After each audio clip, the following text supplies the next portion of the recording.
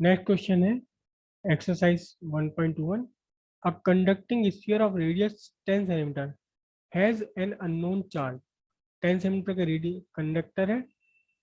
The electric field 20 centimetre from the centre of the sphere is 1.5 into 10³ Newton पर coulomb and radially inverse अंदर की तरफ को है। What is the net charge on the sphere? Radius 10 centimetre given है आपको, unknown amount of charge है और 20 centimetre from the centre, centre से 20 सेंटीमीटर पर इलेक्ट्रिक फील्ड है 1.5 इंटू 10³ न्यूटन पर कूलम।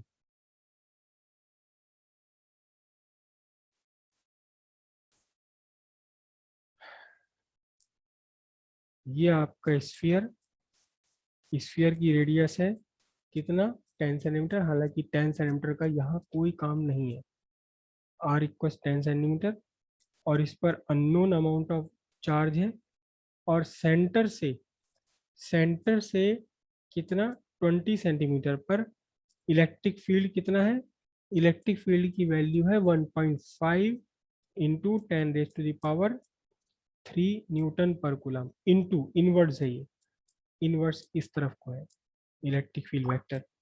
तो अब आपको चाहिए कि total what is the net charge on the sphere, sphere पर कितना चार्ज है ये आप। आपकी आवाज कट रही है।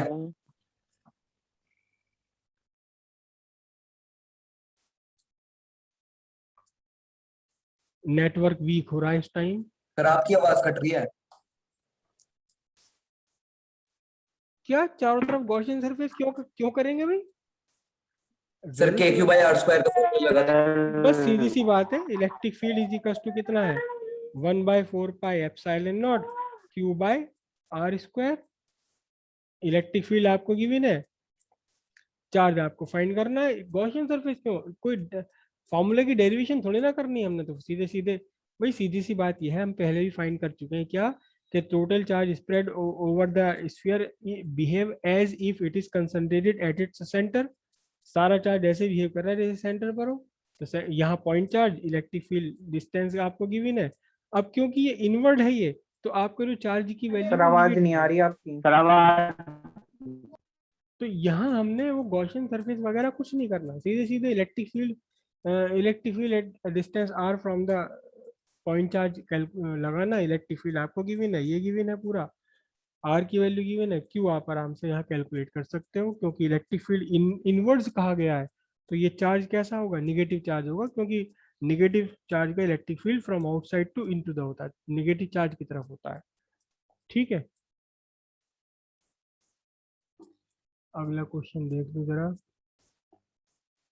मैं सोच रहा हूँ ये एक्सरसाइज ही खत्म हो जाए, आज 3 क्वेश्चन और बचे हैं।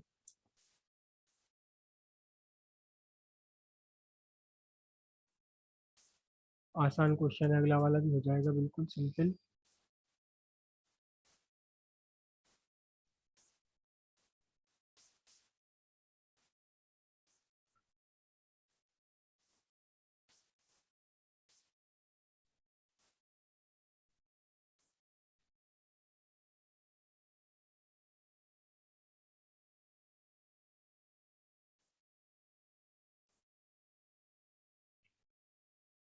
Exercise 1.22.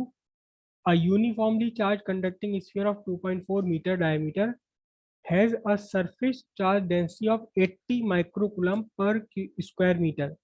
Find the charge on the sphere and what is the total electric flux leaving the surface of the sphere. Total electric flux चाहिए और total charge on the sphere भी चाहिए। sphere की conducting sphere है और 2.4 metre diameter है, तो 1.2 metre इसकी रेडियस हो गई। 80 कुलम 80 माइक्रोकुलम पर स्क्वायर मीटर इसकी सरफेस चार्ज डेंसिटी गिवन है आपको।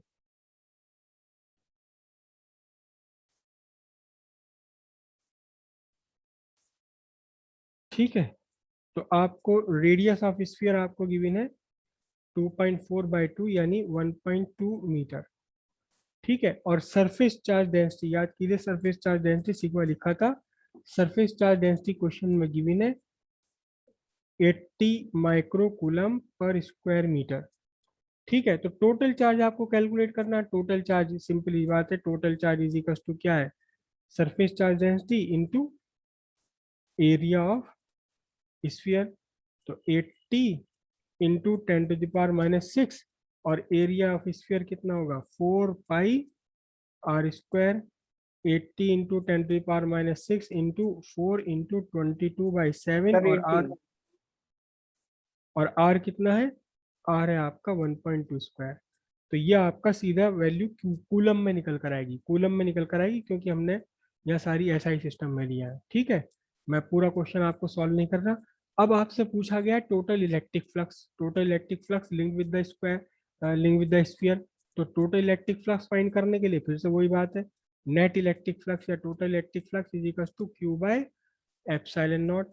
क्यू वो जो अभी आपने फाइंड करा कितना, 80 into 10⁻⁻6 into 4 into 3.14 into 1.2 square और होल डिवाइडेड बाय 8.86 इंटू 10⁻⁻12। ये आपका क्या बन जाएगा, टोटल फ्लक्स बन जाएगा कि क्या इसकी वैल्यू होती है newton metre square upon coulomb, newton metre square पर कूलम। बिल्कुल सिंपल सा क्वेश्चन था ये। ठीक है, अगला क्वेश्चन देखता हूं मैं, इसकी तो मैंने रिकॉर्डिंग ही नहीं करी।